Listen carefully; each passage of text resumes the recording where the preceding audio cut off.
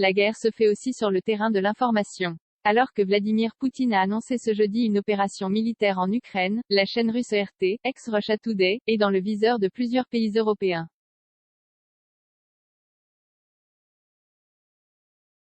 L'Arcom, anciennement connu sous le nom de CSA, a annoncé ce jeudi « Veiller avec une particulière vigilance aux informations diffusées sur la version française de la chaîne et n'exclut pas l'usage d'outils pouvant aboutir à la suspension de sa diffusion ». La veille, le gouvernement britannique a demandé un réexamen de la licence accordée à la chaîne publique russe en anglais, le ministre de la Défense jugeant que Vladimir Poutine avait « perdu la boule ». Début février, l'Allemagne a interdit RT sur son territoire car RT n'avait pas obtenu, ni même demandé, l'autorisation nécessaire pour diffuser en Allemagne. En représailles, la Russie a fermé le bureau de la radio-télévision allemande Deutsche Welle à Moscou.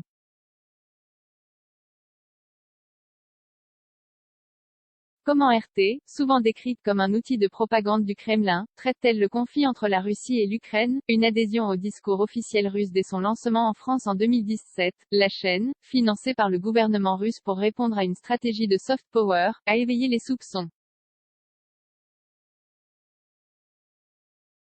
RT et Sputnik, autres médias russes considérés comme proches du Kremlin, avaient été accusés par Emmanuel Macron de s'être comportés durant la campagne présidentielle française comme des organes d'influence, et de propagande mensongère. À première vue, RT a pourtant tout d'une chaîne d'information en continu normal, un habillage semblable à celui de BFM TV ou de CNews, un flux continu d'actualités françaises et internationales, l'intervention d'experts sur des sujets variés, des bandeaux rouges d'alerte. C'est une chaîne qui se présente d'abord comme un média alternatif dans l'espace médiatique international, décrivait Maxime Audinet, auteur de Russia Today, un média d'influence au service de l'État russe, sur France Inter début février. Ce qu'on observe, c'est que dans le cadre d'événements qui concernent la Russie sur le plan intérieur, la couverture est extrêmement partiale, voire manipulatoire.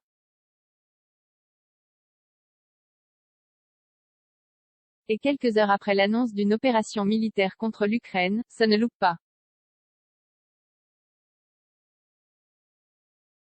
Lorsqu'on navigue sur le site internet, le choix des angles reprend très nettement la version du Kremlin.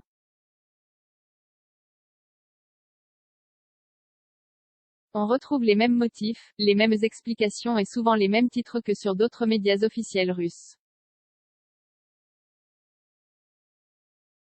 Cela laisse dubitatif sur l'indépendance éditoriale de cette chaîne, souligne Valentina Dimitrova, maîtresse de conférences en sciences de l'information et de la communication à l'Université Lyon 3.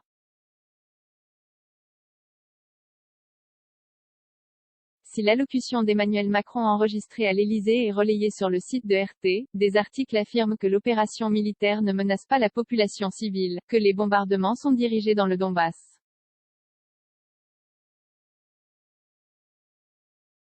Or, selon un communiqué des gardes-frontières ukrainiens, des unités militaires russes ont pénétré dans la région de Kiev à partir de Biélorussie pour mener une attaque avec des missiles Grad sur des cibles militaires. On ne parle pas du périmètre réel de l'action militaire, poursuit la spécialiste de l'Ukraine. Ils reprennent le discours prononcé par Vladimir Poutine selon lequel il faut démilitariser et dénazifier l'Ukraine, poursuit la spécialiste.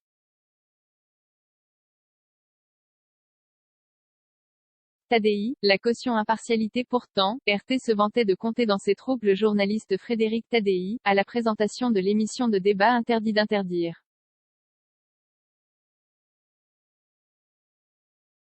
Rompu à l'exercice du débat contradictoire avec Ce soir, ou jamais, sur France Télévisions, il servait d'argument en faveur de la diversité des opinions.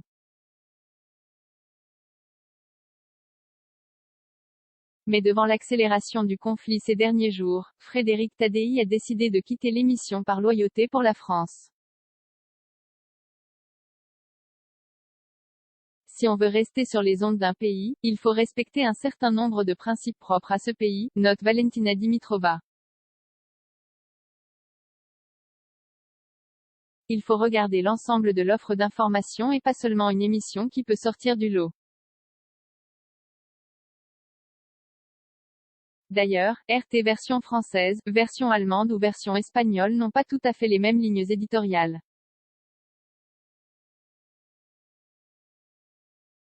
Elles s'adaptent à leur terre d'accueil et aux attentes des différentes populations.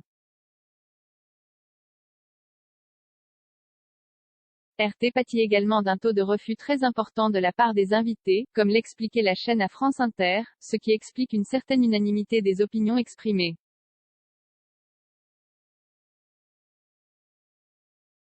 Dans le contexte de tension actuelle, le traitement de l'information de RT va être observé à la loupe.